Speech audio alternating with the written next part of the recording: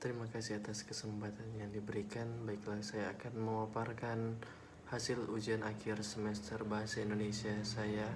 Nama saya Benedictus Joseph Lukas Walangitan. Nomor induk mahasiswa 2074201048 dari kelas A1 semester 2 dengan materi Sejarah Perkembangan Bahasa Indonesia. Bahasa Indonesia adalah bahasa resmi bangsa Indonesia.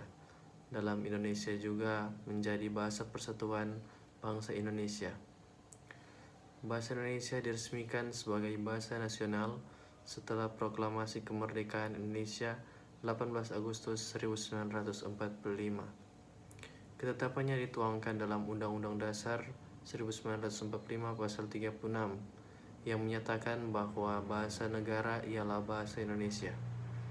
Dalam perkembangannya, bahasa ini mengalami perubahan akibat penggunaannya sebagai bahasa kerja di lingkungan administrasi kolonial dan berbagai proses pembakuan sejak awal abad ke-20.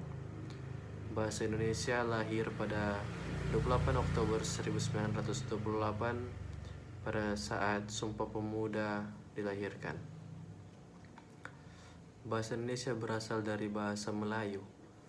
Bahasa ini tumbuh dan berkembang dari bahasa Melayu yang zaman dulu sudah dipakai sebagai bahasa perhubungan dan perdagangan.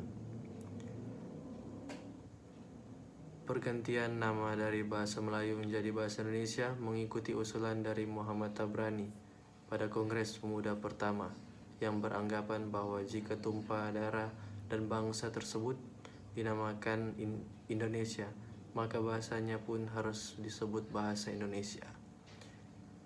Meskipun dipahami dan dituturkan oleh lebih dari 90% warga Indonesia, bahasa Indonesia bukanlah bahasa ibu bagi kebanyakan penuturnya. Sebagian besar warga Indonesia menggunakan salah satu dari berbagai macam bahasa di Indonesia sebagai bahasa ibu. Bahasa Indonesia baku jarang digunakan dalam percakapan sehari-hari. Sebagian besar terbatas pada keperluan formal saja. Hal ini utamanya disebabkan karena orang Indonesia cenderung menggabungkan aspek bahasa daerahnya sendiri dengan bahasa Indonesia. Sekian hasil ujian akhir semester saya dan terima kasih. Universitas Pembangunan Indonesia telah membuka penerimaan mahasiswa baru tahun ajaran 2021-2022 yang beralamat di Jalan Robert Walter Monginsidi 6, nomor 129, Bahu, Kecamatan Malayang, Kota Manado, Sulawesi Utara. Dan perlu diketahui, universitas ini telah terakreditasi. Terdapat 6 fakultas yang ada di Universitas Pembangunan Indonesia. Yang pertama keperawatan, yang kedua hukum, yang ketiga teknik, yang keempat pertanian, yang kelima sosial dan politik, yang keenam sastra.